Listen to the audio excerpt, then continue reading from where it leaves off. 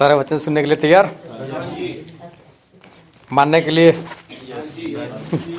आओ तो हम सभी अपनी आंखों को बंद करें, अपने मस्तकों को प्रभु से आगे झुकाए और जैसे मैं बोलता हूं वैसे मेरे पीछे सारे बोलना। प्रभु यीशु, मैं आपके पास आता हूं। मेरा प्राण, मेरा शरीर, मेरी आत्मा आपको समर्पित करता हूं। प्रभु यीशु, मेरे साथ बातचीत करो। प्रभु यीशु, मेरे अंदर जो कमी घटी है मुझे बताओ। प्रभु यीशु, मैं आपको वचन देता हूँ, मेरे अंदर जो भी कमी घटी है आपके बताने से मैं उसको मानूंगा, मैं उसको दूर करूंगा। प्रभु यीशु, मेरे साथ बातचीत करो। प्रभु यीशु के नाम में आमीन।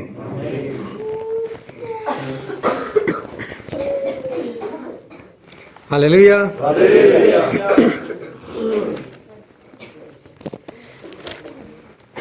परमेश्वर का बहुत धन्यवाद करते हैं कि आज एक बार फिर हमारे परमेश्वर ने हमको नया जीवन दिया।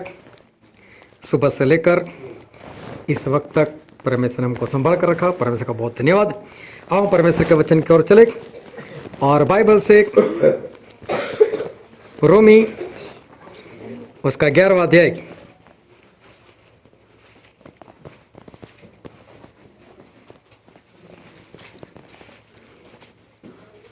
रोमी 11 और हम पढ़ेंगे उसके 25वें पद से लेकर उसके 32 पद तक। और हे प्रभु, किते ऐ ना होवे जो तुसी अपनी जात विच सियाणे बन बैठो। मैं चाਹੁੰਦਾ ਹਾਂ ਜੋ ਤੁਸੀਂ ਇਸ ਭੇਤ ਤੋਂ ਅਣਜਾਣ ਨਾ ਰਹੋ। ਕੋਈ ਕੁਝ ਕਠੋਰਤਾ ਇਸਰਾਇਲ ਉੱਤੇ ਆਣ ਪਈ ਹੈ ਅਤੇ ਪਈ ਰਹੇਗੀ ਜਿੰਨਾ ਚਿਰ ਪਰਾਈਆਂ ਕੌਮਾਂ ਦੀ ਭਰਪੂਰੀ ਨਾ ਹੋ ਲਵੇ। ਅਤੇ ਇਸੇ ਤਰ੍ਹਾਂ ਸਾਰਾ ਇਸਰਾਇਲ ਬਚ ਜਾਵੇਗਾ, ਜਿਵੇਂ ਲਿਖਿਆ ਹੋਇਆ ਹੈ, ਇਸਰਾਇਲ ਦਾ ਛੁਡਾਉਣ ਵਾਲਾ ਸਿਯੋਨ ਤੋਂ ਨਿਕਲੇਗਾ, ਉਹ ਯਾਕੂਬ ਤੋਂ ਅਭਗਤੀ ਹਟਾਵੇਗਾ। ਅਤੇ ਉਹਨਾਂ ਦੇ ਨਾਲ ਮੇਰਾ ਇਹ ਨੇਮ ਹੋਵੇਗਾ, ਜਾਂ ਮੈਂ ਉਹਨਾਂ ਦੇ ਪਾਪ ਚੁੱਕ ਲੈ ਜਾਵਾਂਗਾ। ਅੰਜੀਲ ਦੇ ਅਨੁਸਾਰ ਉਹ ਤੁਹਾਡੇ ਕਾਰਨ ਵੈਰੀ ਹਨ, ਪਰ ਚੋਣ ਦੇ ਅਨੁਸਾਰ ਵੱਡਿਆਂ ਦੇ ਕਾਰਨ ਪਿਆਰੇ ਹਨ। ਕਿਉਂ ਜੋ ਪਰਮੇਸ਼ਵਰ ਦੀਆਂ ਦਾਤਾਂ ਅਤੇ ਸਦਾ ਅਟਲ ਹਨ। ਜਿਸ ਪ੍ਰਕਾਰ ਤੁਸੀਂ ਪਹਿਲਾਂ ਪਰਮੇਸ਼ਵਰ ਦੇ ਅਨਾਗਿਆਕਾਰ ਸੋ, ਪਰ ਹੁਣ ਉਹਨਾਂ ਦੀ ਅਨਾਗਿਆਕਾਰੀ ਕਾਰਨ ਦੇ ਕਾਰਨ ਤੁਹਾਡੇ ਉੱਤੇ ਦਇਆ ਕੀਤੀ ਗਈ। ਇਸੇ ਪ੍ਰਕਾਰ ਹੁਣ ਇਹ ਵੀ ਅਨਾਗਿਆਕਾਰ ਹੋਏ ਭਾਈ ਤੁਹਾਡੇ ਉੱਤੇ ਜੋ ਦਇਆ ਕੀਤੀ ਗਈ ਹੈ, ਉਸ ਕਰਕੇ ਉਹਨਾਂ ਉੱਤੇ ਵੀ ਦਇਆ ਕੀਤੀ ਜਾਵੇ। ਸੋ ਪਰਮੇਸ਼ਵਰ ਨੇ ਸਭਨਾਂ ਨੂੰ ਇੱਕ ਸੰਗ ਕਰਕੇ ਅਨਾਗਿਆਕਾਰੀ ਦੇ ਬੰਧਨ ਵਿੱਚ ਬੱਧਾ ਭਈ ਉਹ ਸਭਨਾਂ ਉੱਤੇ ਦਇਆ करे। परमेश्वर पिता का वचन हमारे लिए बहुत ही आशीषित है और परमेश्वर पिता का वचन सच्चा है और बाइबल में लिखा है यदि तू सच्चाई को जानेगा तो सच्चाई तुझे आज़ाद करेगी। हालेलुया। बहुत ध्यान से आज एक बार फिर जब हम वचन के लिए इकट्ठा हुए तो बहुत ध्यान से परमेश्वर के वचन को सुनना ताकि आप उसको समझकर अपने दिल में उतार सको और आने वाले दिनों में उसके अनुसार चल सको। क्योंकि वचन सुनने से कुछ नहीं होता, लेकिन वचन मानने से परमेश्वर की आशीष जो है वो हम पर आती है। हालेलुया। तो वचन हम तब मानेंगे जब हम उसको सुनेंगे, और इसलिए ध्यान से सुनना और उसको समझने का पूरा प्रयत्न करना। और पवित्र आत्मा जिनको आपने प्रार्थना की है कि आज मेरी जो भी कमी घटी है मुझे बताओ और मैं उसको मानने के लिए, उसको छोड़ने के लिए मैं तैयार हूँ। तो परमेश्वर आप सभी से बात करने वाले और आप सभी के अंदर ऐसी जो भी बातें हैं जो परमेश्वर को नहीं पसंद, तो वो सारी बातें आज परमेश्वर आपको याद दिलाएंगे। और जिसमें भी इतनी हिम्मत हो कि सभी के सामने कबूल कर सके तो वचन के बाद वो कबूल भी कर सकता है सभी के बीच में, और परमेश्वर उसको छोड़ने के लिए आपको शक्ति भी देंगे और सामर्थ्य भी देंगे। हालेलुया। तो परमेश्वर के वचन में बहुत ध्यान से बने रहना, क्योंकि हमारे परमेश्वर जीवित है और उनके वचन भी जीवित है। और इसलिए हमारे जीवित परमेश्वर अपने जीवित वचन से वो हमसे बातचीत करते रहते। हालेलुया। तो कोई इधर उधर ना देखे और कोई किसी के सामने इशारा ना करे, और जिसको जो करना है करे, लेकिन आप अपना ध्यान जो है वो परमेश्वर के वचन की ओर संपूर्ण रीति से उसको बनाए रखना। तो आज जो दिन है, जो ये वक्त है, ये वक्त आज के बाद फिर नहीं आने वाला। ये मौका जो आज हमको मिला है वो समझो कि ये आखिरी वक्त है। ये मौका फिर हमको दोबारा नहीं मिलने वाला, क्योंकि आज 10 तारीख 3रा महीना और 2020 ये मुड़कर फिर कभी नहीं आने वाला। ये चला जाएगा, बात खत्म। 10 मार्च आएगी, लेकिन 2020 भी वापस नहीं आएगा। तो जो वक्त हमको मिल रहा है उस वक्त को आखिरी समझो, वो आखिरी वक्त है जो हमसे चला जाता है। और इसलिए हर एक वक्त को परमेश्वर के लिए और हमारे खुद के उद्धार के लिए, मुक्ति के लिए उस वक्त को बनाए रखो, ताकि आप उसमें से कुछ भी गंवा ना सको, लेकिन सभी कुछ आप प्राप्त कर सको। ऐसी हमेशा के लिए तैयारी अपने जीवन के अंदर रखना, क्योंकि हमारे परमेश्वर जो है वो बहुत भले परमेश्वर है, वो सच्चे परमेश्वर है, वो जीवित परमेश्वर है। वो इंसानों को पसंद करते हैं।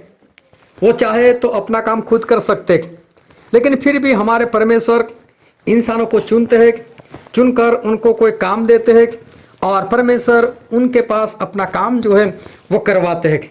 तो हमारे परमेश्वर जो है वो हम सभी को बहुत प्रेम करते हैं और पूरे जगत से प्रेम करते हैं, क्योंकि उनका वचन कहता है कि परमेश्वर ने जगत से इतना प्रेम किया कि अपना एकलौता बेटा दे दिया।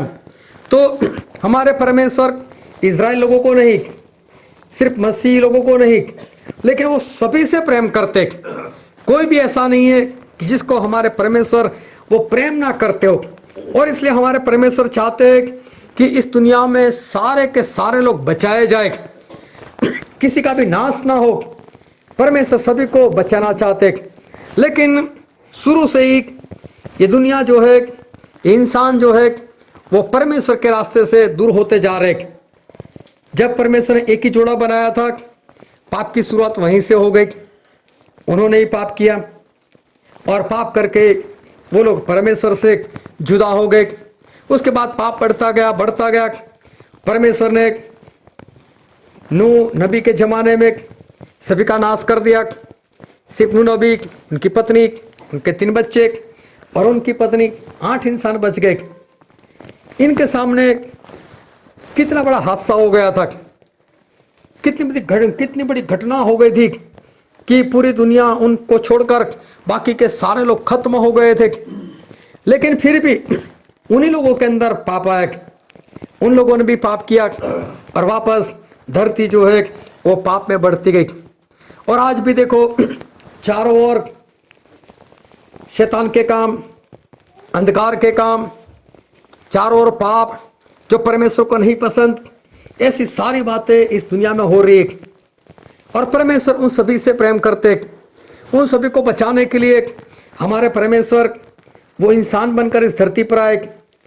और धरती पर आने के बाद उन्होंने कौन से रास्ते पर हमें चलना चाहिए वो रास्ता हमको दिखाया।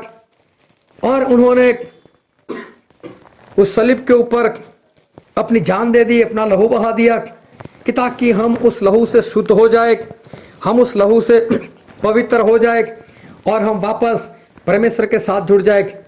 और इतना कम हो तो परमेश्वर ने अपना पवित्र आत्मा भी भेज दिया, ताकि हम उस पवित्र आत्मा की सहायता से बिना पाप परमेश्वर की मर्जी के अनुसार हम जीवन जी सके। तो हमारे परमेश्वर ने हमें पाप से बचाने के लिए जितना कुछ करना था वो सब कुछ उन्होंने कर दिया।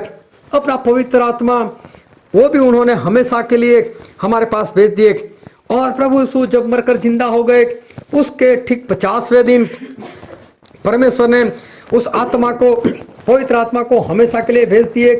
और उस वक्त 120 लोग जो थे जिनके ऊपर पवित्र आत्मा उतारे गए, और वो सभी लोग पवित्र आत्मा से भर गए। और उस वक्त पतरस जो कि उनका अगुवा था, वो पतरस ने जीवन में पहली बार पवित्र आत्मा से भरकर एक प्रचार किया। और प्रचार किया तो प्रचार उन लोगों के बीच में किया जिन लोगों ने यीशु मसीह को सलीब के ऊपर मरवा दिया था। उन लोगों के बीच में पतरस ने प्रचार करते हुए ये कहा कि हे इज़राइल के प्रजा के लोग, आप इतना सुन लो कि जिस यीशु मसीह को आपने मार दिया तो हुआ क्या, वो तो तीसरे दिन वापस जिंदा हो गए और एक बार फिर वो हम सभी का न्याय करने के लिए इस धरती पर आने वाले।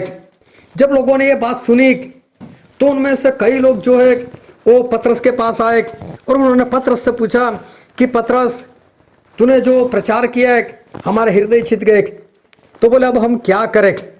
अभी देखो पतरस किसके बीच में प्रचार कर रहे, उन लोगों के बीच में जिन्होंने यीशु मसीह को मरवा दिया था। और यीशु मसीह पतरस को प्रचार कहां पर करवा रहे, उन लोगों के बीच में जो उनके दुश्मन थे, लेकिन प्रभु से उनसे प्रेम करते, चाहे उन लोगों ने मरवा दिया लेकिन फिर भी प्रभु से उनसे प्रेम करते थे। तो प्रभु ने पतरस को बोला यहीं पर प्रचार करो, जिन लोगों ने मुझे मार दिया उन्हीं के बीच में प्रचार करो। प्रचार भी हुआ, बहुत सारे लोग आए और पतरस ने कहा अगर बचना चाहते हो तो एक काम करो, तौबा करो और अपने पापों की क्षमा के लिए बपतिस्मा लो और उसके बाद आपको पवित्र आत्मा दिए जाएंगे। देखो जिन्होंने प्रभु यीशु को मार दिया, प्रभु यीशु ने उन्हीं लोगों को बचाने के लिए अपनी योजना प्रकट की। जिन लोगों ने प्रभु यीशु को मार दिया उन्हीं लोगों को पवित्र आत्मा देने के लिए परमेश्वर ने योजना बनाई। और उनमें से 3000 लोग ऐसे थे जिन्होंने पतरस की बात को माना और पतरस की बात को मानकर उन्होंने बपतिस्मा लिया, तौबा किया, उनके पाप मिटाए गए और वो सारे पवित्र आत्मा से भर गए। अभी इनकी जो गिनती थी वो बढ़ गई और 3120 लोग हो गए। जैसे जैसे दिन बढ़ते गए, दुनिया आगे बढ़ती गई, इन लोगों का प्रचार बढ़ता गया। इन लोगों की गिनती 5000 के करीब हो गई। उसके बाद भी बढ़ते गए बढ़ते गए बढ़ते गए। पौलुस भी आ गए, पौलुस ने भी ये काम किया और कई कलीसिया जो है वो बन गई। कई कलीसिया कहने का मतलब है जगह के अनुसार कि रोम शहर में चलने वाली रोम की कलीसिया, करिन्थ शहर में चलने वाली करिन्थ की कलीसिया, एफेसस शहर में चलने वाली एफेसस की कलीसिया। लेकिन ये सभी लोग एक ही परमेश्वर को मानते थे और सभी की गिनती एक ही कलीसिया में जो पतरस के ऊपर बनी थी उसमें इन लोगों की गिनती होती थी। तो कलीसिया अलग अलग नहीं थी, उनके नाम अलग अलग नहीं थे, लेकिन बढ़ते जाते थे और इसलिए एक जगह पर इकट्ठा होना मुश्किल था। इसलिए जो लोग जो शहर में रहते थे वहीं पर ये लोग इकट्ठा होते थे। तो ऐसे ग्रुप बहुत से थे, लेकिन कलीसिया देखो तो परमेश्वर की एक ही थी। और फिर बाइबल में ऐसा लिखा गया, हम पढ़ते हैं 1 कुरिन्थी उसका 12वां अध्याय और उसका 28वां पद। ਹੁਣ ਤੁਸੀਂ ਰਲ ਕੇ ਮਸੀਹ ਦੇ ਸਰੀਰ ਹੋ ਅਤੇ ਇੱਕ ਇੱਕ ਕਰਕੇ ਉਹਦੇ ਅੰਗ ਹੋ। ਨਹੀਂ ਅਤੇ ਕਲੀਸਿਆ ਵਿੱਚ ਪਰਮੇਸ਼ਵਰ ਨੇ ਕਈਆਂ ਨੂੰ ਥਾਪਿਆ ਹੋਇਆ ਹੈ। हाँ, ਪਹਿਲਾ ਰਸੂਲਾਂ ਨੂੰ, पहले रसूल, ਦੂਜੇ ਨਬੀਆਂ ਨੂੰ, फिर नबी लोग, ਤੀਜੇ ਉਪਦੇਸ਼ਕਾਂ ਨੂੰ, फिर उपदेश करने वाले लोग, ਫਿਰ ਕਰਾਮਾਤੀਆਂ ਨੂੰ, हाँ फिर करामात करने वाले लोग, ਫਿਰ ਨਰੋਇਆ ਕਰਨ ਦੀਆਂ ਦਾਤਾਂ हाँ ਵਾਲਿਆਂ फिर ਨੂੰ, चंगाई देने वाले लोग, ਉਪਕਾਰੀਆਂ ਨੂੰ, हाँ ਹਾਕਮਾਂ ਨੂੰ ਅਤੇ ਅਨੇਕ ਪ੍ਰਕਾਰ ਦੀਆਂ ਭਾਸ਼ਾ ਬੋਲਣ ਵਾਲਿਆਂ ਨੂੰ। हालेलुया। फिर उसके बाद ਕੀ ਸਾਰੇ ਰਸੂਲ ਹਨ? हाँ बस अभी देखो उसके बाद बात खत्म हो गई। एक बार फिर से पढ़ते हैं 28वां पद। ਅਤੇ ਕਲੀਸਿਆ ਵਿੱਚ ਪਰਮੇਸ਼ਵਰ ਨੇ ਕਈਆਂ ਨੂੰ ਥਾਪਿਆ ਹੋਇਆ ਹੈ।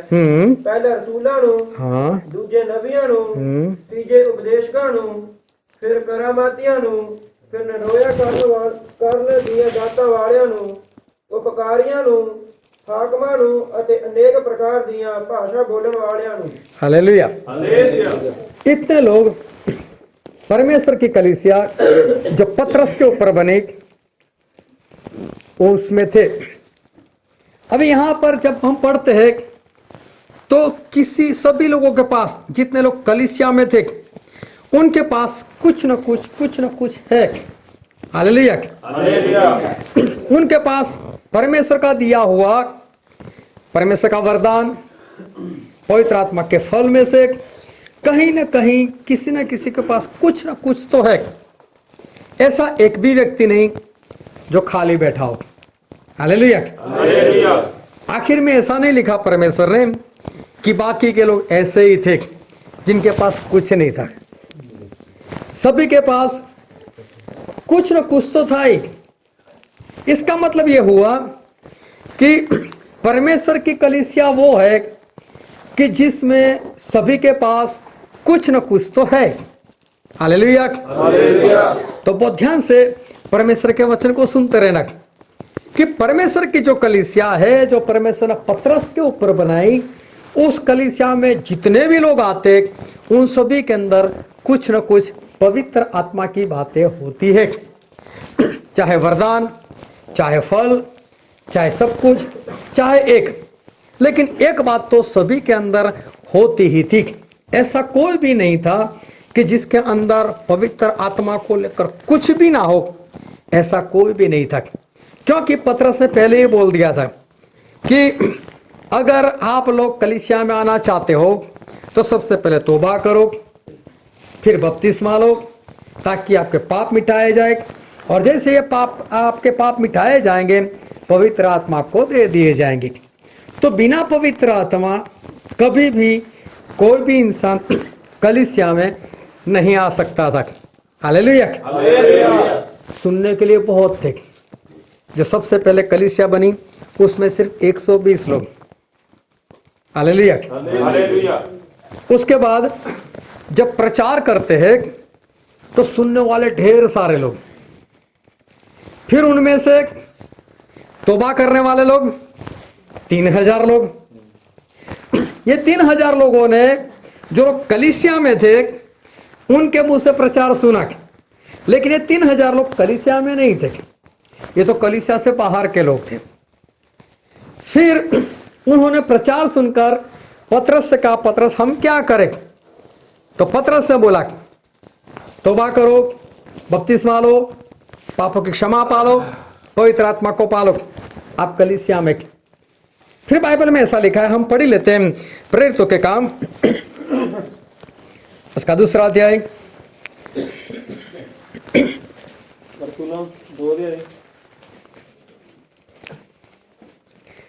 और उसका 37-38।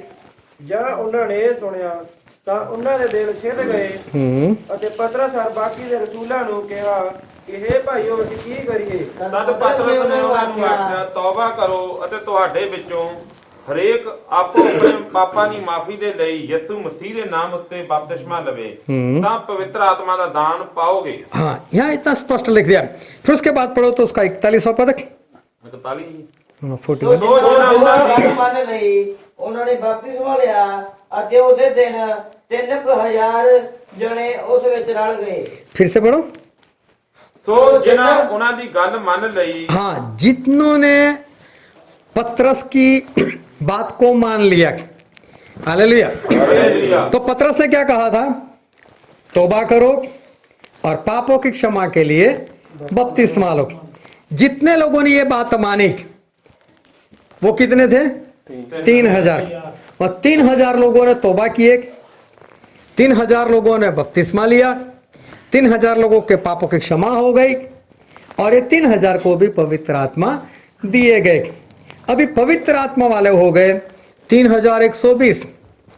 आगे बढ़ते गए, आगे बढ़ते गए, और फिर उनकी गिनती भी बढ़ने लगी। फिर 5000 हो गए। उसके बाद बाइबल में गिनती लिखना बंद हो गया, क्योंकि बढ़ते ही गए, बढ़ते ही गए, बढ़ते ही गए। अभी कितनी गिनती रखे? तो गिनती रखना बंद कर दिया गया। जब बहुत साल पहले यूसुफ के ज़माने में जब अकाल पड़ा था, तो यूसुफ ने बड़ा रजिस्टर बनाया था, और लोगों के पास जो अनाज लेते थे 20%, उसको गोदाम में भरते थे और रजिस्टर में लिखते थे, इतना भर दिया, इतना हुआ, इतना हुआ, इतना हुआ। फिर इतना बढ़ने लगा, कि रजिस्टर भी फेंक दे, बोले छोड़ो अभी हिसाब नहीं रखना है, आते जाओ रखते ही जाओ। यहाँ पर भी परमेश्वर की कलीसिया में लोग बढ़ते ही गए। तो शुरू में हिसाब दिया कि 120 लोग थे, फिर लिखा गया 3000 और मिल गए, फिर लिखा कि 5000 की गिनती हो गई। लेकिन अभी गिनती करना बंद हो गया, क्योंकि बढ़ते ही गए, बहुत ज़्यादा लोग उसमें आते गए। और फिर ऐसा हुआ कि जैसे जैसे वो लोग बढ़ते गए तो रसूलों के कर्तव्य में लिखा है, उसका अध्याय 6 और उसका 1 और 2 पद पढ़ो तो। ਉਨੀ ਦਿਨੀ ਜਾਂ ਚੇਲੇ ਬਹੁਤ ਹੁੰਦੇ ਜਾਂਦੇ ਸਨ ਤਾਂ ਜਨਾਨੀ ਯਹੂਦੀ ਇਬਰਾਨੀਆਂ ਉੱਤੇ ਬੁੜਬੜਾਉਣ ਲੱਗੇ, ਕਿਉਂ ਜੋ ਦਿਨ ਦਿਨ ਦੀ ਟਹਿਰ ਵਿੱਚ ਉਹਨਾਂ ਦੀਆਂ ਵਿਧਵਾ ਦੀ ਸੁੱਧ नहीं ਲੈਂਦੇ ਸਨ। हाँ, अभी क्या हुआ, ये जो कलीसिया थी वो बढ़ने लगी। कलीसिया का मतलब अपने दिमाग में याद रखना कि कलीसिया में जो लोग हैं ये वो लोग हैं कि जो पवित्र आत्मा से भरे हुए, और जिनके पास ज्यादा नहीं तो पवित्र आत्मा का एक तो वरदान है ही है, अगर ज्यादा नहीं है तो एक तो है ही एक। ऐसे लोग अभी उनमें गड़बड़ी होना शुरू हुआ। कैसी गड़बड़ी हुई, जो यूनानी लोग थे वो सब लोग पतरस के पास आए और उन्होंने पतरस से कहा, पतरस ये जो इज़राइल के यहूदी लोग हैं, इब्रानी यहूदी लोग हैं, वो हमारी जो विधवा औरत है उनको खाना कम देते। जब वो लोग बांटते तो बोले अपने लोग जो है, यहूदी लोग जो है, इज़राइल के यहूदी लोग जो है, मतलब इब्रानी भाषा बोलने वाले जो यहूदी लोग हैं उनको पूरा पेट भर कर खाना देते, लेकिन हम जो यूनानी में से आए उनको कम देते। अभी देखो ऐसा कैसे होगा, अगर सही में सभी लोग पवित्र आत्मा से भरे हुए तो उनकी निगाह में तो क्या यूनानी क्या इब्रानी सभी एक समान होने चाहिए, सभी को एक समान खाना पिरोसना चाहिए। लेकिन ऐसा नहीं होता था, गड़बड़ी शुरू हो गई। अभी क्या, जो लोग एक खाने की सेवा कर रहे थे और यूनानी लोगों को कम दे रहे थे, ये ऐसी गलती कर रहे थे, वो भी जानबूझकर कर रहे थे, ईर्खा के मारे कर रहे थे। अब मेरा एक सवाल है, क्या उनमें पवित्र आत्मा होंगे? हालेलुया। आपको क्या लगता है, उनमें पवित्र आत्मा होने चाहिए या नहीं होने चाहिए? जो लोग ऐसा करते थे, कोई तो उत्तर दो। हाँ, कौन बोला? हाँ बोलो बोलो। नहीं होने चाहिए। चलो एक ने तो हिम्मत की। क्या पवित्र आत्मा ऐसा काम करवाएंगे किसी को कम दो? समझ में आ रही है ना बात? हाँ, तो ये सब तो लोग वैसे थे कि जिन्होंने पवित्र आत्मा पाया हुआ था। एक भी इंसान ऐसा नहीं था जिसके पास पवित्र आत्मा का एक भी दान ना हो, ऐसा कोई नहीं था।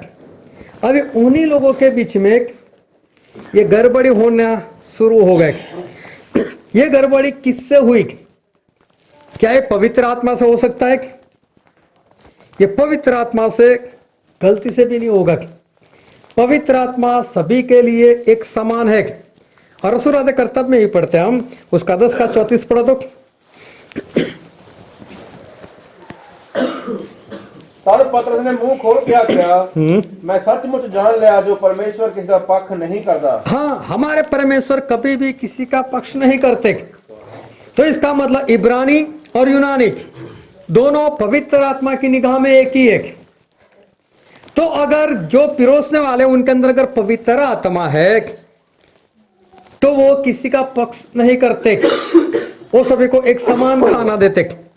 पतरस से लोगों को बताया कि देखो, परमेश्वर ने हमको ये खाना पिरोसने की सेवा नहीं दी। अगर हम ये करेंगे तो बाहर सुसमाचार का काम कौन करेगा? वो काम हम कब कर पाएंगे? तो बोले आप लोग ऐसा करो, अपने में से उसको पढ़ ही लेते हैं। रसूल आदि कर्तव्य 6 और 3 और 4 पढ़ो तो। ਸੋ ਭਾਈਓ ਆਪਣੇ ਵਿੱਚੋਂ ਸਤ ਨੇਕ ਨਾਮ ਆਦਮੀਆਂ ਨੂੰ ਜਿਹੜੇ ਆਤਮਾ ਅਤੇ ਬੁੱਧ ਨਾਲ ਭਰਪੂਰ ਹੋਣ ਚੁਣ ਲਓ। हालेलुया। कैसे लोगों को चुन लो? हाँ आत्मा और बुद्ध से भरपूर। हाँ, आत्मा और परमेश्वर के ज्ञान से भरा हुआ। अभी देखो कलीसिया का मतलब क्या है। कलीसिया में कब लोग आते थे कि जब तौबा, बपतिस्मा, पापों की क्षमा और पवित्र आत्मा से भर जाना। जब तक कोई पवित्र आत्मा से ना भरे वो कलीसिया में नहीं आ सकता था। अभी ये तो सब कलीसिया वाले लोग हैं। और पतरस ने क्या बोला? जो पवित्र आत्मा से भरे हुए लोग हैं, ऐसे 7 लोगों को ढूंढो। ढूंढने को कहा। इन लोगों को बोलना चाहिए ना कि ये तो सब कलीसिया वाले सारे पवित्र आत्मा से भरे हुए। इसका मतलब हुआ क्या? बहुत ध्यान समझना कि पवित्र आत्मा से तो सब भरे हुए थे, लेकिन कहीं ना कहीं इन लोगों ने पवित्र आत्मा के साथ कुछ ऐसा काम किया जिसके कारण पवित्र आत्मा उनको छोड़कर चले गए। हालेलुया। पवित्र आत्मा आते हैं तो सभी को पता चलता है, लेकिन जब चले जाते हैं तब ज्यादातर लोगों को, और कई बार तो जिसके अंदर से चले गए होते उसको भी कई बार पता नहीं चलता। फिर आगे बढ़ते हैं हम लोग। तो रसूल आदि कर्तव्य उसका 5वां अध्याय और उसका 1, 2, 3 पढ़ो तो। ਤਾਂ ਹਨਨਿਆ ਨਾਮੇ ਇੱਕ ਮਨੁੱਖ ਨੇ ਆਪਣੀ ਤੀਵੀਂ ਸਫੀਰਾ ਨਾਲ ਰਲ ਕੇ ਮਿਲਖ ਵੇਚੀ ਅਤੇ ਉਹਦੇ ਮੁੱਲ ਵਿੱਚੋਂ ਕੁਝ ਰੱਖ ਛੱਡਿਆ ਜੋ ਉਹਦੀ ਤੀਵੀਂ ਵੀ ਜਾਣਦੀ ਸੀ, ਔਰ ਕੁਝ ਲਿਆ ਕੇ ਰਸੂਲਾਂ ਦੇ ਚਰਨਾਂ ਉੱਤੇ ਧਰਿਆ। ਤਦ ਪਤਰਸ ਨੇ ਆਖਿਆ, ਹਨਨਿਆ, ਸ਼ੈਤਾਨ ਤੇਰੇ ਮਨ ਵਿੱਚ ਕਿਉਂ ਸਮਾਇਆ ਜੋ ਤੂੰ ਪਵਿੱਤਰ ਆਤਮਾ ਨਾਲ ਝੂਠ ਬੋਲੇ। हालेलुया। हालेलुया। देखो अभी क्या हुआ कि हनान्या और उसकी पत्नी सफीरा, ये दोनों भी, इन लोगों ने भी तौबा किया था, इन लोगों ने भी बपतिस्मा लिया था, इनको भी पापों की क्षमा मिली, ये भी पवित्र आत्मा से भर गए, ये लोग भी कलीसिया में आ गए। तो उस वक्त लोगों के मन में ऐसा हुआ कि हम जब कलीसिया में जुड़े हुए, कलीसिया को इतनी ज़रूरत है, कलीसिया आगे बढ़ानी है, कलीसिया का काम आगे बढ़ाना है, बहुत लोगों को मसीह में लेकर आना है, तो उसके लिए, सेवा के लिए जो रसूलों को ज़रूरत है, वो ज़रूरत कौन पूरी करेगा? तो बोले हम कलीसिया वाले ही पूरी करेंगे। उस रसूलों की वजह से तो अब आज हम पवित्र आत्मा से भरे हुए, तो हम क्या करें? तो इन लोगों ने सोचा कि हमारे पास जो भी घर है बेच देते, जो भी जमीन है उसको भी बेच देते, उसका जो भी पैसा आता है हम रसूलों के चरणों में रख देते। अब ऐसी कोई आज्ञा परमेश्वर ने लिखती रूप में इनको नहीं दी, लेकिन पवित्र आत्मा ने उनके दिल के अंदर काम किया। आप ये करो, बेच दो अपना जो कुछ है, रसूलों के चरणों में रख दो। वो 100 रुपये है या लाख है या 50 लाख है, कुछ भी मत सोचो। और लोग ला कर रखने लगे और सभी लोग साथ में रहने लगे। तो अनान्या और सफीरा है, वो लोग भी सोच रहे यार जमीन तो हमारे पास भी है, लोग बेच कर रख रहे, लेकिन उनका जो मन है वो इस बात के लिए तैयार नहीं है। उनके अंदर अभी भी लालच भरी हुई है, वो लोग इसको छोड़ने के लिए तैयार नहीं। लेकिन साथ में शर्म भी आ रही है कि सभी लोग दे रहे और हम लोग नहीं देंगे तो कैसा लगेगा। बोले काम करो, चलो हम भी बेच देते हैं, और बेचकर हम क्या करेंगे, कुछ पैसे हम हमारे पास रखेंगे, बाकी दे देंगे। अभी देखो ये लोग कुछ पैसे अपने पास रखते हैं, इसमें कोई गुनाह नहीं है, कोई पाप नहीं है। लेकिन ये पाप तब नहीं है जब वो सामने रसूलों को बता देते हैं कि देखो हमने 10 लाख में बेचा, लेकिन हम आपको 5 ही लाख दे रहे, 5 लाख हम हमारे पास रख रहे, तो कोई गुनाह नहीं था। लेकिन ये लोग क्या बता रहे कि हम ऐसा बोलेंगे हमने इतने में ही बेचा, झूठ बोलेंगे। तो पतरस ने उनको क्या कहा, फिर से पढ़ो दो। तद पतरस ने आख्या, हनन्या, शैतान तेरे मन में क्यों समाया। देखो पर पतरस क्या बोलते, हनन्या तेरे अंदर शैतान किस तरह से समा गया। अभी देखो पवित्र आत्मा और शैतान दोनों साथ में रह सकते हैं क्या किसी एक इंसान के अंदर? ये कभी भी नहीं हो सकता। इसका मतलब ये हुआ कि पवित्र आत्मा हनान्या और सफीरा के अंदर से चला गया और अभी शैतान की आत्मा उसके अंदर समाई हुई है। अभी भी ये लोग कहाँ पर है? कलीसिया में है, अभी भी कलीसिया में जुड़े हुए। पवित्र आत्मा आते हैं तो सभी लोगों को पता चल जाता है, क्योंकि उसका चाल चलन बदल जाता है। उसके बाद जब पवित्र आत्मा चले जाते तब ज्यादातर लोगों को नहीं पता चलता, क्योंकि उसका चाल चलन जो है वो पहले के समान पूर्ण रीति से वो बदला हुआ नहीं होता है। अभी भी उसको इतना तो मालूम है, मुझे संगति में जाना चाहिए, मुझे बाइबल पढ़ना चाहिए, मुझे प्रार्थना करनी चाहिए, तो ये सब काम होते रहते। इसलिए ज़्यादातर लोगों को पता नहीं चलता, नहीं ये तो अभी भी संगति में जा रहा है, ये तो अभी भी प्रार्थना कर रहा है, ये तो अभी भी उपवास कर रहा है, तो उसको पता नहीं चलता। और कई बार उसको खुद को भी पता नहीं चलता, अरे मैं तो बाइबल पढ़ता हूँ, मैं तो प्रार्थना करता हूँ, मैं तो संगति में जाता हूँ, मेरे अंदर तो है ही पवित्र आत्मा। क्योंकि उनके काम इतने भी बुरे नहीं होते कि कोई भी समझ जाए, और ध्यान समझना। लेकिन एक छोटा पाप और एक बड़ा पाप हम बोल सकते हैं, लेकिन परमेश्वर की निगाह में छोटा बड़ा कुछ नहीं होता। ऐसा जो भी काम है जो आपको नरक में पहुंचाता है, वो चाहे छोटा हो तो भी क्या हो गए तो नरक में, तो उसका कोई फायदा नहीं। तो ये लोग बढ़ते गए बढ़ते गए बढ़ते गए। उसके बाद शैतान का काम उन्हीं कलीसिया के अंदर शुरू हुआ। पहले कुछ लोगों ने खाना पिरोसने में गड़बड़ी की, इन लोगों ने पैसों में गड़बड़ी की, फिर जैसे जैसे आगे ये लोग बढ़ते गए कलीसिया में गड़बड़ी होना शुरू हो गया। शैतान उनके बीच में काम करने लगा, लेकिन अभी भी इनकी गिनती लोगों के हिसाब से कलीसिया में थी। लेकिन परमेश्वर अपने लोगों को जानते कि मेरे लोग कितने हैं, और आज भी पवित्र आत्मा से भरे कितने लोग हैं, वो परमेश्वर जानते। लेकिन हमारे परमेश्वर जो है वो सभी से प्रेम करते। हमारे परमेश्वर सभी को बचाना चाहते कि कोई बात नहीं, तुझसे गलती हो गई, कोई बात नहीं, पवित्र आत्मा तो चले ही गए, लेकिन फिर भी परमेश्वर उसको बचाने के लिए प्रयत्न करते। अगर ऐसा नहीं होता तो आप देखना, रोमी की पत्री पढ़ लेना, पहला कुरिन्थी पढ़ लेना, दूसरा कुरिन्थी पढ़ लेना, आप गलातिया पढ़ लेना, सभी जगह पर पौलुस ने कलीसिया वाले को डांटा, बोला आपके अंदर ऐसी ऐसी हरकतें आ चुकी है, आपके अंदर पाप आ चुका है, आप पवित्र आत्मा खो बैठे हो। तो क्यों उनको बता रहे? क्योंकि अभी भी उनके लिए एक वक्त है, अभी भी उनके लिए एक मौका है। जब तक इंसान ज्यादा आगे नहीं निकल जाता तब तक उनके पास एक मौका है कि ताकि वो मसीह में वापस जुड़ जाए।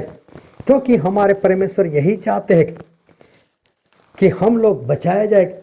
इसलिए परमेश्वर वो बार बार लोगों को बोलते रहते हैं, बार बार लोगों को बोलते रहते हैं, और जितने लोग मसीह में चलना चाहते हैं उनको हर बार हमारे परमेश्वर जो है वो बचाना चाहते हैं। और इसलिए बाइबल में ऐसा लिखा है, हम पढ़ते हैं प्रकाशित पोथी, प्रकाशित वाक्य उसका 22वां अध्याय उसका 11वां पद। ਜਿਹੜਾ ਕੁਧਰਮੀ ਹੈ ਉਹ ਅਗਾਹਾਂ ਨੂੰ ਕੁਧਰਮ ਕਰੀ ਜਾਏ, ਅਤੇ ਜਿਹੜਾ ਪਲੀਤ ਹੈ ਉਹ ਅਗਾਹਾਂ ਨੂੰ ਪਲੀਤ ਹੋਈ ਜਾਏ, ਅਤੇ ਜਿਹੜਾ ਧਰਮੀ ਹੈ ਉਹ ਅਗਾਹਾਂ ਨੂੰ ਧਰਮ ਕਰੀ ਜਾਏ, ਅਤੇ ਜਿਹੜਾ ਪਵਿੱਤਰ ਹੈ ਉਹ ਅਗਾਹਾਂ ਨੂੰ ਪਵਿੱਤਰ ਹੋਈ ਜਾਏ। हालेलुया। ਹਾਲੇਲੂਇਆ। अभी देखो पवित्र आत्मा क्या कह रहे, क्या कह रहे? सबसे पहले फिर से पढ़ो। ਜਿਹੜਾ ਕੁਧਰਮੀ ਹੈ ਹਾਂ। ਉਹ ਗਾਂ ਨੂੰ ਕੁਧਰਮ करी जाए। परमेश्वर ऐसा बोलते हैं, जो कुधर्मी है बस वो उसी में बना रहे, कुधर्मी करता रहे। अभी हमें सवाल ये होता है कि क्या परमेश्वर ऐसा बोलेंगे? क्या परमेश्वर ऐसा चाहेंगे कि तू कुधर्मी है, बस ऐसा ही बना रहे, तेरे अंदर कोई भी सुधार ना आए? लेकिन यह प्रकाशित पोथी आखिरी पुस्तक, आखिरी वक्त, और परमेश्वर ने बहुत प्रयत्न किए, बहुत प्रयत्न किए, बहुत प्रयत्न किए, लेकिन कुधर्मी ने अपना कुधर्म नहीं छोड़ा। तो परमेश्वर बोलता है तू ऐसा ही रहे, जब तू सुधरना ही नहीं चाहता है तो ऐसा ही बना रहे। फिर परमेश्वर बोला जो अशुद्ध है, अभी भी मेरे कितने भी समझाने के बाद बोले तू ऐसा ही काम करता रहे। लेकिन फिर परमेश्वर बोलते कि जो पवित्र है वो पवित्र होता रहे। देखो, पवित्र को परमेश्वर ने ऐसा नहीं बोला तू भी अपनी मर्जी से चल, लेकिन परमेश्वर क्या बोलते, आज तक तू पवित्र रहा है, कब से तूने चलना शुरू किया, आज तक तूने अपने आप को बचाए रखा है, तो तू पवित्र ही बने रहना। कहीं ऐसा ना हो कि आखिरी दिनों में तेरे से एक गलती हो जाए और तू नाश में चला जाए। मतलब जो पवित्र है वो आखिरी दिन तक वो पवित्र बना रहे। समझो कि आप यहाँ से नाभा जाने को निकले, 20 किलोमीटर है, आप 15 किलोमीटर चले गए, अब वहाँ जाकर थक गए, छोड़ा अभी मैं वापस जाता हूँ, तो वापस आपको कितना आना है? वापस 15। लेकिन अभी आगे पहुँचना है तो कितने किलोमीटर बाकी रह गए? तो इससे अच्छा 5 किलोमीटर काट ले। परमेश्वर ये कहना चाहते तू यहाँ तक तो आ गया, अभी तो आखिरी दिन है, अभी तो वापस मुड़ेगा तो कहाँ जाएगा तू? इससे अच्छा तू यहाँ तक आ गया, तू इतना पवित्र है, आज तक पवित्र बना रहा, तो थोड़े दिन बाकी है, अभी पवित्रता में और आगे बढ़, अभी थोड़ा ही दिन बाकी है, थोड़ा ही वक्त है। लेकिन जो शुरू से कुधर्मी बना हुआ है, फिर परमेश्वर बोलते मैं तेरे पीछे बहुत मेहनत की, लेकिन तू अभी बचना नहीं चाहता, तो ऐसा कर, तो कुधर्मी ही बना रहे। तू अशुद्ध है, तू अशुद्ध ही रहे। लेकिन जो चलता है उसको परमेश्वर और भी हौसला देते हैं, अभी भी तू बना रहे, अभी थोड़ी देर बाकी है। हालेलुया, हालेलुया, समझते रहना कि परमेश्वर हमसे क्या कहना चाहते। तो कलीसिया वो है कि जिसमें एक भी इंसान ऐसा नहीं है कि जिसके अंदर पवित्र आत्मा ना हो। लेकिन चलते चलते लोगों के अंदर शैतान की आत्मा ने काम करना शुरू किया, उनके अंदर पाप आ गए। इसका मतलब यह है कि पत्रस से स्पष्ट बोला, हे अनन्या, तेरे अंदर शैतान किस तरह से समाया। इसका मतलब पवित्र आत्मा तेरे अंदर नहीं रहे, तेरे अंदर से निकल गए, तू मर जाएगा। तूने पवित्र आत्मा को झूठ क्यों कहा कि मैंने इतने में ही जमीन को बेचा है, देख तू मर जाएगा। और उस वक्त हनन्याह मर गया, लोगों ने आकर उसको दफन कर दिया। उसके बाद उसकी पत्नी आई, तो पत्रस एक बार उसकी पत्नी से भी पूछा, बोले कि इतने में जमीन बेची, तो इन दोनों ने तय किया था, इसने भी झूठ बोल दिया। तब पत्रस ने बोला कि तुम पति पत्नी ने क्यों ऐसा इरादा कर लिया, क्यों पवित्र आत्मा को झूठ कहते हो? देख तेरा पति मर चुका, उसको दफन करने वाले उसको लेकर गए और वो वापस आ रहे हैं और तुझे भी उठा कर लेकर जाएंगे, और वो भी मर गई। ये कलीसिया में तो थे, इनकी गिनती भी कलीसिया में थी लोगों के हिसाब से, लेकिन ये मर गए। इससे पता चलता है कि ये लोग सही में कलीसिया में नहीं रहे थे। तो बहुत ध्यान समझना, अगर हमने तौबा किया है, अगर हमने बपतिस्मा लिया है, अगर हमारे पापों की क्षमा मिल चुकी है, हम पवित्र आत्मा से भर चुके हैं, लेकिन आज क्या है? वो तो 2 साल पहले की बात थी, वो तो 10 साल पहले की बात थी, लेकिन आज क्या है? पहले तो जिस दिन हमने तौबा किया था, जिस दिन बपतिस्मा लिया था, उस दिन तो परमेश्वर ने हमारे पापों की क्षमा दे दी थी, उस दिन तो परमेश्वर ने हमें अपना आत्मा दे दिया था। लेकिन चलते चलते आज इतने दिन के बाद क्या मेरे अंदर वो वाली बात है जो उस वक्त जब मैं बपतिस्मा ले रहा था, जब मैं बपतिस्मा ले रही थी, उस वक्त मेरी जो हालत थी, क्या आज वो है? उस वक्त मेरे अंदर जो जोश था, उस वक्त मेरे अंदर जो पवित्रता थी, क्या आज भी है वो? क्या आज भी मैं उसमें बनी रही हूं? आज भी मैं उसमें बना रहा हूं? आज भी मैं तो बाइबल पढ़ता हूं, आज भी मैं संगति में जाता हूं, लेकिन वो वाली बात है कि नहीं? क्योंकि परमेश्वर बोलते हैं, हम पढ़ते बाइबल में हफ्सिया उसका 4 अध्याय उसका 30वां पद,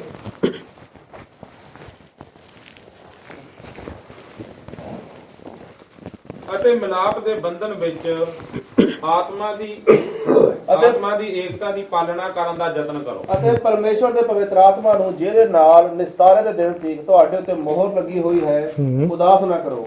परमेश्वर ऐसा बोलते हैं कि पवित्र आत्मा जिन्होंने आपके ऊपर मुहर लगाई है कि आपको स्वर्ग में जाना है, उसको बोले दुखी मत करो। अगर उनको दुखी किया, वो दुखी होकर आपके साथ नहीं रहने वाले। उनको दुखी किया, वो चले जाएंगे यहाँ से। जो पवित्र आत्मा मिले हैं उसको संभाल कर रखो। जो पवित्र आत्मा दिए गए उसको संपूर्ण से उनके अनुसार जीवन जियो, ताकि वो आप में बने रहे। नहीं तो वो निकल जाएंगे। उसके बाद हमारी जो समझ है, हमारा जो ज्ञान है, उस हमको इतना तो पता चलता है कि मुझे बाइबल पढ़ना है, मुझे प्रार्थना करनी है, मुझे लोगों को भी यीशु मसीह के बारे में बताना है। लेकिन कहीं ऐसा तो नहीं कि हम पवित्र आत्मा को खो बैठे और उसके बाद ये सब काम कर रहे। एक बार पौलुस वो कहीं पर गए हुए थे और वहां पर बाइबल में ऐसा लिखा है, हम पढ़ लेते हैं। रसूल के काम कर्तव्य और उसका 16वां अध्याय और उसका 16वां पद। ਇਹ ਹੋਇਆ ਕਿ ਜਦ ਅਸੀਂ ਬੰਦਗੀ ਕਰਨ ਦੇ ਸਥਾਨ ਨੂੰ ਜਾਂਦੇ ਸਾਂ ਤਾਂ ਇੱਕ ਗੋਲੀ ਸਾਨੂੰ ਮਿਲੀ, ਜਿਹਦੇ ਵਿੱਚ ਭੇਤ ਬੁੱਝਣ ਦੀ ਰੂਹ ਸੀ ਅਤੇ ਇਹ ਲਾ ਕੇ ਉਹ ਆਪਣੇ ਮਾਲਕਾਂ ਲਈ ਬਹੁਤ ਕੁਝ ਕਮਾ ਲਿਆਉਂਦੀ ਸੀ। ਜੋ ਪੌਲਸ ਦੇ ਅਤੇ ਸਾਡੇ ਮਗਰ ਆਣ ਕੇ ਹਾਕਾ ਮਾਰਦੀ ਅਤੇ ਕਹਿੰਦੀ ਸੀ, ਜੋ ਇਹ ਲੋਕ ਅਤ ਮਹਾ परमेश्वर दे दास ਹਨ ਜਿਹੜੇ ਤੁਹਾਨੂੰ ਮੁਕਤੀ ਦਾ ਰਾਹ ਦੱਸਦੇ ਹਨ। हाँ, एक स्त्री थी जिसके अंदर भावी कहने वाली आत्मा थी और वो हर रोज आकर ऐसा बोलती थी पौलुस को बताकर कि ये तो जीवित परमेश्वर के दास लोग हैं और आपको मुक्ति का रास्ता बता रहे। अभी देखो ये कौन सा गलत बोल रही, ये तो सच बोल रही है, ये तो साथ में अच्छा भी बोल रही है, लोगों को परमेश्वर के पास लाने का काम कर रही, क्योंकि वैसे लोग उसके ऊपर तो विश्वास करते थे और वो लोगों को बता रहे कि ये तो परमेश्वर के दास लोग हैं, आपको मुक्ति का रास्ता बता रहे। तो उसका सुनकर तो बहुत लोग आने चाहिए पौलुस के पास, लेकिन पौलुस ने आखिर में उस दुष्ट आत्मा को झिड़का, बोले यहां से निकल जा, और स्त्री को छोड़कर वो दुष्ट आत्मा निकल गई। देखो ये सुसमाचार फैलाने का काम वो दुष्ट आत्मा भी कर लेती है। तो ये मत समझो कि अगर हम किसी को सुसमाचार देते हैं तो ये पवित्र आत्मा से ही है। अगर पवित्र आत्मा वाला पवित्रता का चरित्र अगर हमारा नहीं दिखता तो इसका मतलब ये हुआ कि पवित्र आत्मा जो है वो नहीं रहेगी। जितने लोग उस पवित्र आत्मा को दुखी करते तो पवित्र आत्मा उसके अंदर से चले जाते। जब पवित्र आत्मा चले जाते तब भी वो बाइबल तो पढ़ता रहता है, प्रार्थना तो करता रहता है, संगति में तो जाता रहता है, उसको खुद को कई बार तो नहीं पता होता कि मेरे अंदर पवित्र आत्मा है कि नहीं, और लोगों को भी पता नहीं चलता। उनकी गिनती वो लोग अभी भी कलीसिया में कर रहे, लेकिन हनन्याह और सफीरा कलीसिया में नहीं रहे थे। जितने लोगों ने उस विधवा लोगों को खाने में जो भी परेशानी की, ऐसी हरकत की, वो लोग भी परमेश्वर की कलीसिया में नहीं रहे थे। इनकी गिनती में थे अभी, लेकिन सही में कलीसिया में नहीं रहे थे। पहला कुरिन्थी पढ़ लेना, उसमें तो लोग बातें करने लगे मैं पौलुस का हूँ, तो कुछ लोग बोलने लगे मैं तो पतरस का हूँ, कुछ लोग तो बोलने लगे मैं अपोलोस का हूँ, कुछ लोग तो बोलने लगे मैं तो डायरेक्ट परमेश्वर का हूँ। इन लोगों में आपस में अनबन होने लगी, उनके अंदर जो एकता होनी चाहिए एकता नहीं थी, और पवित्र आत्मा तो सभी को एक करते हैं। तो जब इनमें एकता नहीं थी और फिर भी थे कहाँ, करिन्थ की कलीसिया के अंदर। कई लोग उसमें जनाकारी में पड़े हुए थे, लेकिन फिर भी थे कहाँ, वो तो करिन्थ की कलीसिया में थे, बाइबल भी पढ़ते थे, प्रार्थना भी करते थे, संगति में भी जाते थे, लेकिन साथ साथ में पवित्र आत्मा उनके अंदर नहीं थे। लेकिन हमारे परमेश्वर इन्हीं लोगों को लेकर बहुत सारे वचन लिखे। उसका कारण क्या था? कारण ये था कि परमेश्वर उनको प्रेम करते और परमेश्वर उनको एक मौका और देना चाहते, परमेश्वर उनको बचाना चाहते। Hallelujah, hallelujah. परमेश्वर ऐसे सभी लोगों को बचाना चाहते, और परमेश्वर अपने लोगों को बचाने के लिए हमारे परमेश्वर अपनी पूरी ताकत लगा देते, अपनी पूरी ताकत लगा देते। एक बार परमेश्वर ने निनवा के लोगों को बचाना चाहा, और परमेश्वर ने यूना नबी को तैयार किया। यूना को बोला, यूना तो यहाँ से निनवा को जा, वहाँ जाकर प्रचार कर कि 40 दिन के बाद मैं इस जगह का नाश कर दूंगा। यूना जो थे वहाँ पर जाना नहीं चाहते थे, और वो चले गए जहाज में, जो जहाज तारसस की ओर जा रहा था, और वो अंदर जाकर सो गए। लेकिन परमेश्वर उन्हीं निनवे के लोगों को प्रेम करते थे, उनको बचाना चाहते थे। साथ में जो योना है, वो अगर परमेश्वर का काम नहीं करता तो वो भी नाश में जाएगा। परमेश्वर उसको भी बचाना चाहते। तो जब वो समुद्र में जा रहा है सफर करते हुए, वो तो शांति सोया पड़ा हुआ है, तभी परमेश्वर समुद्र के अंदर तूफान खड़ा कर दिया।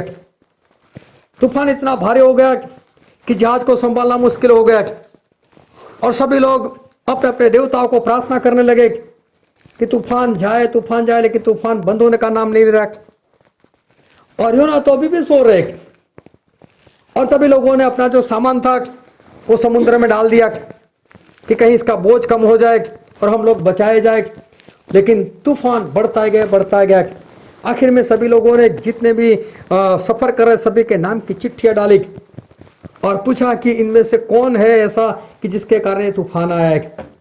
और तब योना के नाम की वो चिट्ठी निकली। लोगों ने पूछा ये कौन है, तो वो लोग जितने थे वहां तो वो था नहीं। पुलिस को ढूंढो तो वो तो अंदर जाकर सोया पड़ा था। उसको जाकर उठा, बोला तू कौन है? वो क्या बोलता है, मैं जीवित परमेश्वर का नबी हूं। बोले अरे तू नबी है तो तू ऐसा कैसा नबी है, तू भाग क्यों रहा है? लेकिन अभी भी अपनी गिनती कहाँ बता रहा है, मैं तो जीवित परमेश्वर का नबी हूँ। बोले तू क्या कर रहा है? बोले मैं उसकी उपस्थिति से भाग रहा हूँ। बोले क्यों भाग रहा है? बोले उन्होंने जो काम दिया मैं करना नहीं चाहता। अरे बोले तेरे कारण तूफान आया है। बोला अब क्या करें हम लोग? बोलते डाल दो मुझे समुद्र में।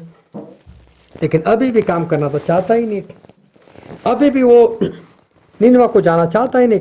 बस मुझे खत्म कर दो, कोई बात नहीं। लोग बोलते हैं नहीं ऐसा नहीं करेंगे हम लोग। लेकिन तूफान बढ़ता ही गया, और आखिर में इन लोगों ने इसको उठाकर समुद्र में डाल दिया। जैसे ही समुद्र में डाला, परमेश्वर ने एक बड़ी मछली को तैयार किया और वो इस योना को निगल गई। अभी वो मछली उसके अंदर, मछली के पेट के अंदर वो चला गया। अभी वहां पर भी उसको मौत नहीं मिल रही, वहां पर भी वो जीवित है। 3 दिन 3 रात चले गए। उसने प्रार्थना की, परमेश्वर चलो मैं आपका काम करूंगा और मैं निनवा को जाऊंगा। और तब परमेश्वर ने मछली को आज्ञा दी, इसको जाकर बाहर जाकर निगल दे, उसको बाहर उगल दे। और मछली ने बाहर जाकर उसको उगल दिया। आई बोलते हैं परमेश्वर मैं जाने के लिए तैयार हूँ। और योना जो है वो निनवा को चले गए। वहाँ जाकर उन्होंने चारों ओर घूमकर परमेश्वर के वचन को सुनाया कि परमेश्वर आपके पापों के कारण इतने क्रोधायमान हो चुके हैं कि 40 दिन आपको दिए जा रहे। अगर 40 दिन में आपने तौबा किया तो ठीक है, नहीं तो परमेश्वर आप सभी का नाश कर देंगे। और योना जो थे वो एक पहाड़ी के ऊपर जाकर बैठ गए। बोले देखता हूँ 40 दिन के बाद क्या होता है। और यहाँ निनवे के लोगों ने 40 दिन में उपवास किया, अपने बुरे रास्ते छोड़ दिए और सभी परमेश्वर से प्रार्थना करने लगे। तो परमेश्वर ने ये पूरे शहर को बचा लिया। हालेलुया।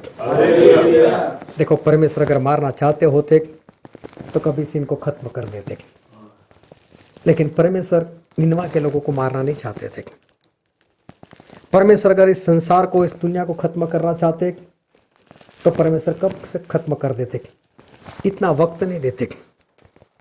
आज भी परमेश्वर ने बोला है मैं आऊंगा, लेकिन मेरे आने से पहले भूचाल आएंगे, अकाल पड़ेगा, लड़ाइयाँ होगी, मरी फैलेगी, बहुत सारी बातें प्रभु से ने बताई। क्यों प्रभु से सारी बातें बताते? क्योंकि आज भी परमेश्वर हम सभी से बहुत प्रेम करते। वो चाहते हैं कि हम सारे लोग बचाए जाए। वो नहीं चाहते कि हम में से कोई भी नाश हो। अगर वो नाश चाहते होते तो कभी किसी को मौका नहीं देते। उन्होंने नूह नबी को भी बोला था जहाज बनाओ, और जहाज बनते बनते 100 साल लग गए। ये 100 साल परमेश्वर ने लोगों को दिए थे कि ताकि लोग तौबा करें और बचाए जाए। आई बचना नहीं बचना वो इंसान के हाथ में है, लेकिन हमारे परमेश्वर हम सभी को बचाना चाहते हैं। और बाइबल में लिखा है, हम पढ़ते हैं यूहन्ना उसका 3रा अध्याय उसका 16वां पद। ਕਿਉਂਕਿ ਪਰਮੇਸ਼ਵਰ ਨੇ ਜਗਤ ਨੂੰ ਅਜਿਹਾ ਪਿਆਰ ਕੀਤਾ ਜੋ ਉਹਨੇ ਆਪਣੇ ਇਕਲੌਤਾ ਪੁੱਤਰ ਬਖਸ਼ ਦਿੱਤਾ ਤਾਂ ਜੋ ਹਰੇਕ ਜੋ ਉਸ ਤੇ ਨੇਚਾ ਕਰੇ ਨਾਸ਼ ਨਾ ਹੋਵੇ ਪਰ ਸਦੀਵਕ ਜੀਵਨ ਪਾਵੇ। हालेलुया। फिर से पढ़ो। ਕਿਉਂਕਿ ਪਰਮੇਸ਼ਰ ਨੇ ਜਗਤ ਨੂੰ ਅਜਿਹਾ ਪਿਆਰ ਕੀਤਾ। हाँ, किसको प्यार किया? ਜਗਤ हालेलुया। कौन बाकी रह गया इसमें? पूरे संसार को परमेश्वर ने प्रेम किया। कोई भी ऐसा नहीं है कि जिसको परमेश्वर प्रेम नहीं करते, वो चाहे भारतवासी हो, चाहे इज़राइल का हो, चाहे परमेश्वर को मानने वाला हो, चाहे परमेश्वर को मानने वाला ना हो, वो सभी से प्रेम करते। परमेश्वर ने इस जगत से इतना प्रेम किया कि अपना एकलौता बेटा दे दिया। किसके लिए? सभी के लिए दे दिया। हालेलुया। तो हमारे परमेश्वर ने इस जगत से इतना प्रेम किया, किसी देशवासी से नहीं, किसी कौम से नहीं, किसी बिरादरी से नहीं, लेकिन सभी लोगों को प्रेम किया और अपना एकलौता बेटा सभी लोगों के लिए दे दिया। हालेलुया। इसका मतलब हमारे परमेश्वर सभी को बचाना चाहते, जो कोई उन पर विश्वास करे। हालेलुया। जो कोई प्रभु के ऊपर विश्वास करे उसका नाश ना हो, लेकिन वो सदीपक जीवन पाए। जो कोई उस पर विश्वास करे, इसका मतलब प्रभु के ऊपर कोई भी विश्वास कर सकता है। मतलब प्रभु ने सभी को बुलाया है, जो कोई मुझ पर विश्वास करे। फिर यूहन्ना में लिखा है, उसका पहला अध्याय, उसका 12वां पद। ਪਰ ਜਿਨ੍ਹਾਂ ਨੇ ਉਸ ਨੂੰ ਕਬੂਲ ਕੀਤਾ ਉਸਨੇ ਉਹਨਾਂ ਨੂੰ ਪਰਮੇਸ਼ਵਰ ਦੇ ਪੁੱਤਰ ਹੋਣ ਦਾ ਹੱਕ ਦਿੱਤਾ, ਅਰਥਾਤ ਜਿਨ੍ਹਾਂ ਨੇ ਉਸ ਦੇ ਨਾਮ ਉੱਤੇ ਨੇਚਾ ਕੀਤੀ। यहाँ पर भी लिखा जितनों ने, ऐसा नहीं लिखा इजराइल लोगों ने, इब्रानी लोगों ने या यूनानी लोगों ने। यहाँ पर भी परमेश्वर बोल जितनों ने यीशु के नाम पर विश्वास किया उनको अपने बेटे बनाने का अधिकार दिया। हालेलुया। कितनी बड़ी बात है।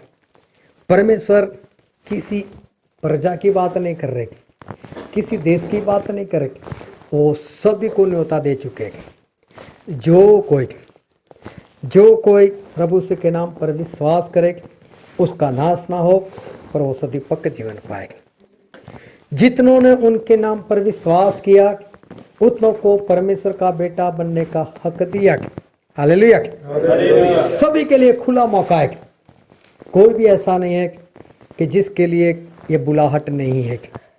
कोई भी इंसान ऐसा नहीं कह सकता कि मुझे परमेश्वर ने नहीं बुलाया। परमेश्वर ने सभी को बुलाया। हालेलुया। परमेश्वर ने सभी को बुलाया, और परमेश्वर जब किसी को बुलाते हैं, बुलाया सभी को बुलाया, लेकिन जब परमेश्वर बुलाते हैं तो परमेश्वर साथ में ये भी चाहते हैं आओ। कई बार लोग मिल जाते हैं और ऐसा बोलते हैं चलिए भाई आना ना घर पर। तो ठीक है मैं आऊँगा। ना मैं उसका एड्रेस जानता हूँ, ना उसने मुझे एड्रेस दिया है, पता मालूम नहीं, और वो बोलता भी नहीं कि मैं यहाँ पर रहता हूँ, आप कैसे आओगे। मैं तो अभी तक पता ही नहीं दिया। जो सही में बुलाना चाहता है वो बोलेगा मेरा नंबर नोट कर लो, मेरा पता नोट कर लो, आप आओगे कैसे। फिर जो चाहता है वो तो पूछेगा कब आओगे, क्या इस हफ्ते में आ जाओगे। तो वहां से पता चलता है चाहता भी है, बुलाता भी है, चाहता भी है। एक भाई साहब पहली मंजिल पर रह रहे थे, मैं उनके घर से गुजर रहा था, मुझे नहीं मालूम ये भाई साहब यहाँ पर रहते। वो नीचे मुझे मिल गए, टनी भाई यहाँ कहाँ से। मेरे सामने घर दिखा, वो घर में मुझे जाना है प्रार्थना के लिए। अच्छा अच्छा, फिर कभी आओ तो आना मेरे घर पर, अभी तेरे घर के नीचे खड़ा हूँ, बोलना अभी चलो। इसका मतलब क्या, बुलाना नहीं चाहता, वो तो ऐसे ही बोल रहा है कि आ जाना का। हमारे परमेश्वर इस तरह से बात नहीं कर रहे, हमारे परमेश्वर तो पक्का बोल रहे कि मैं आपको कहता हूँ कि जो कोई मेरे नाम पर विश्वास करे उसका नाश ना हो, लेकिन वो सदीपक जीवन पाए, मतलब मेरे स्वर्ग में आ जाएगा।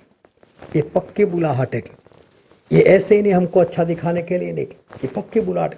जितनों ने उनके नाम पर विश्वास किया उनको परमेश्वर का बेटा बनने का हक दिया। ये भी परमेश्वर ऐसे नहीं बोल रहे, स्पष्ट बोल रहे कि अगर मुझ पर विश्वास करते हो तो मैं आपको मेरा बेटा बनने का अधिकार देता हूँ। हालेलुया। परमेश्वर सभी के लिए बात रखी।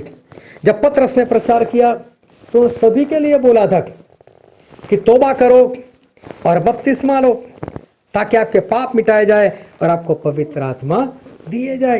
ये सभी के लिए, माना 3000 वो अलग से बात है, लेकिन ये बात पतरस ने सभी के लिए कही थी। हालेलुया। आज हमारे लिए भी है। तो आज भी जितने लोग तौबा करते हैं और परमेश्वर की बुलाहट में आ जाते हैं, परमेश्वर आज भी उनको पवित्र आत्मा से भरते थे। लेकिन इंसान क्या है, एक दिन, 2 दिन, 1 साल, 2 साल और फिर कभी न कभी ऐसी हरकतें करता है जिसके कारण वो पवित्र आत्मा खो बैठता है। और जब पवित्र आत्मा खो बैठता है तभी भी प्रार्थना तो उसकी चलती है, बाइबल पढ़ना भी चलता है, संगति में जाना भी चलता है, और उसको खुद को पता नहीं चलता कि मेरे अंदर पवित्र आत्मा रहे है कि नहीं रहे। लेकिन फिर भी परमेश्वर उसको बचाना चाहते हैं। तो जो वचन आज हमने पढ़ा था वहाँ पर भी परमेश्वर यही बोलते हैं हमें, और हम पढ़ते हैं रोमन उसका 11वां अध्याय पढ़ा था हमने, 25 से लेकर 32 तक, उसका 29 पद पढ़ो दो। क्यों जो परमेश्वर के दाता ਅਤੇ सदा अटल ਹਨ। हालेलुया। हालेलुया। परमेश्वर जो हमें बुला रहे हैं, हालेलुया, यही मतलब है ना सदा का मतलब, कि परमेश्वर हमको बुलाया है, जो हमको बुलाया है वो अटल है, वो टलने वाला नहीं। परमेश्वर ने एक बार आपको बुला लिया, वो अंत तक उनकी इच्छा यही है, उनकी मर्जी यही है। और इसलिए जब इंसान इधर उधर भटक जाता है, जब इंसान अपने अंदर पवित्र आत्मा को नहीं रखता है, तब उसके जीवन में ऐसी हरकतें हो जाती है, तब उसके जीवन में ऐसी कमी घटी आती है। और बाइबल में हम पढ़ते हैं 1 तिमोथी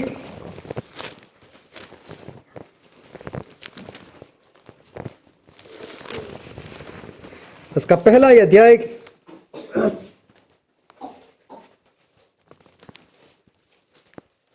और उसका 19 और 20। ਅਤੇ ਨੇਚਾ ਤੇ ਸ਼ੁੱਧ ਅੰਤਰਕਰਨ ਨੂੰ ਤਕੜਿਆ ਰੱਖੀ, ਜਿਹਨੂੰ ਕਈਆਂ ਨੇ ਛੱਡ ਕੇ ਨੇਚਾ ਦੀ ਬੇੜੀ ਡੋਬ ਦਿੱਤੀ।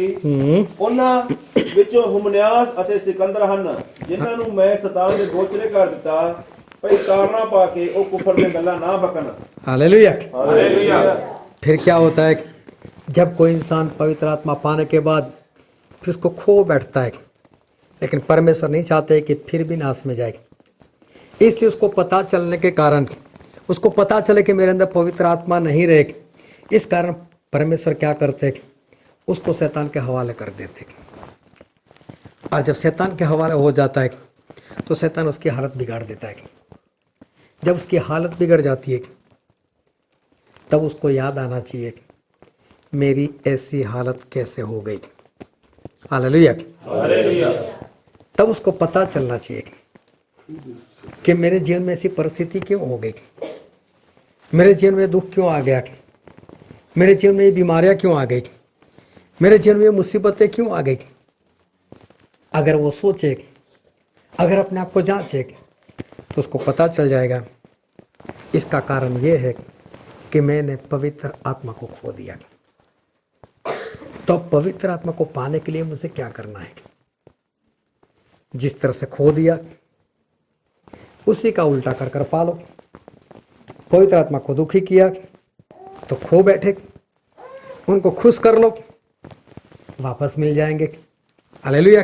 हालेलुया। लेकिन हम क्या करते, हम हमारी जो परेशानी उसको दूर करने में हम लगे जाते, इसको कैसे दूर करें, इसको कैसे दूर करें, इसको कैसे दूर करें। तो क्या होता है, ना परेशानी दूर होती है, ना पवित्र आत्मा हमको मिलते, दोनों काम नहीं होते। लेकिन परमेश्वर का वचन ये कहता है कि मेरी जो बुलाहट है उसको मैं व्यर्थ जाने देना नहीं चाहता। मैंने आपको बुलाया, आप लोग आ भी गए, आप लोग मेरे आत्मा से भर भी गए, आप लोगों ने पापों की क्षमा भी पाली, उसके बाद आपने फिर से गुनाह किए और आपने पवित्र आत्मा को खो दिया। तो कोई बात नहीं, मैं तो अभी भी चाहता हूं कि आप वापस जो मैंने बुलाहट दी है उसमें आ जाओ। और इसलिए परमेश्वर क्या करते, आपको छोड़ देते। जब छोड़ देते शैतान कब्जा जमा लेता है। जब शैतान कब्जा जमा लेता है तब उसके जीवन में कुछ न कुछ परेशानी आती है, और ये परेशानी ये है कि जिससे हमको पता चलना चाहिए। लेकिन ज़्यादातर होता कैसा है मालूम है? लोग अपने आप को पौलुस समझते हैं। अरे पौलुस को भी तो कोई बीमारी आ गई थी, लेकिन पौलुस कितना भागता था। पौलुस को बाइबल के कितने भेद मिले थे। वो घमंड ना करे इसलिए था उसके जीवन में। अरे वो तो अय्यूब को भी बीमारी तो आई थी ना। अय्यूब को तो परमेश्वर परख रहे थे कब तक मेरे अंदर बना रहता है। उन्होंने सामने से शैतान को मौका दिया कि जा तू परेशान कर देख, लेकिन मेरा अय्यूब है, मुझे छोड़कर नहीं जा सकता। वो मुझे मानता है और मुझे नहीं छोड़ेगा। उसकी पत्नी ने भी उसको बोला कि श्राप देते हैं परमेश्वर को, मर जा। मतलब मैं भी होकर जी लूंगी, कोई बात नहीं, लेकिन तू मर जा। हालेलुया। लेकिन सही में ना तो अपने आप को अय्यूब समझो, ना अपने आप को पौलुस समझो तब जब ऐसे काम करो। नहीं तो अपने आप को जांचो, मेरे में कहाँ पर गलती है, मेरे में कहाँ पर गुनाह है जिसके कारण मैं आज भुगत रहा हूँ कि मेरी परिस्थिति ऐसी हो गई। ये परमेश्वर इसलिए होने देते कि परमेश्वर ने जो बुलाहट दी है, परमेश्वर उस बुलाहट में आपको वापस स्थापित करना चाहते, वो आपको बचाना चाहते, जो खो बैठे वो वापस देना चाहते। लेकिन आप कब उसको ले पाओगे वापस? जब आपको पता चलेगा कि हाँ सही में मेरे पास पवित्र आत्मा नहीं रहेगी, इसलिए मेरे जीवन में परेशानी आई है। तो सबसे पहले उस पवित्र आत्मा को वापस पाने का प्रयत्न करो। कहीं ऐसा ना हो कि हम गलत फहमी में रह जाए और आखिर में हम नाश हो जाए। क्योंकि परमेश्वर की बुलाहट वो अभी भी अटल है। वो आज भी आपको स्वर्ग में ही लेना चाहते हैं। उनका इरादा कभी नहीं बदलेगा। लेकिन चलना नहीं चलना, उनमें बने रहना नहीं बने रहना, वापस पवित्र आत्मा को पाना नहीं पाना, वो हमारे हाथ में है। हालेलुया। आओ हम हमारे आंखों को बंद करें और हमारे मस्तकों को प्रभु के आगे झुकाए। जो राजाओं के राजा है, जो प्रभु के प्रभु है, जो हमारे बीच में है, जो हमसे बहुत प्रेम करते हैं।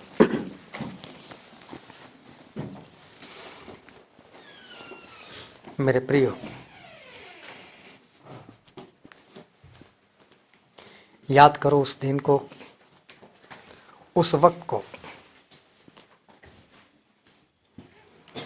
जब आपने बपतिस्मा लिया था।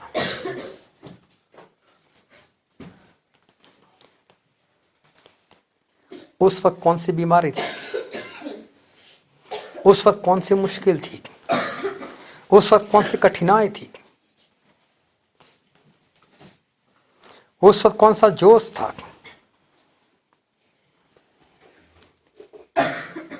और आज एक बार फिर क्या हो गया है?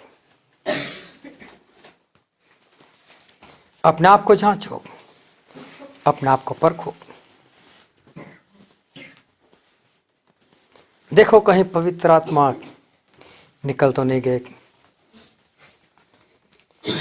परमेश्वर की बुलाहट अटल है। वो चाहते कि आप अभी भी बचाए जाओ। जिस आज्ञा को तोड़कर, जिस परमेश्वर के वचन को छोड़कर, जिस परमेश्वर की आज्ञा को न मानकर आपने पवित्र आत्मा को दुखी किया, आज वही वचन मानकर उनको खुश करके अपने अंदर बिठा लो। ये आपको समझ में आएगा। इसी कारण से आज ऐसी परिस्थिति आ चुकी है। लेकिन परमेश्वर बचाना चाहते, पवित्र आत्मा को खुश करते हुए उनको एक बार फिर अपने अंदर बसा लो। ये वचन समझने के लिए, ग्रहण करने के लिए, उसके अनुसार चलने के लिए प्रभु की कृपा हम सभी पर होने पाए। Thank you Jesus.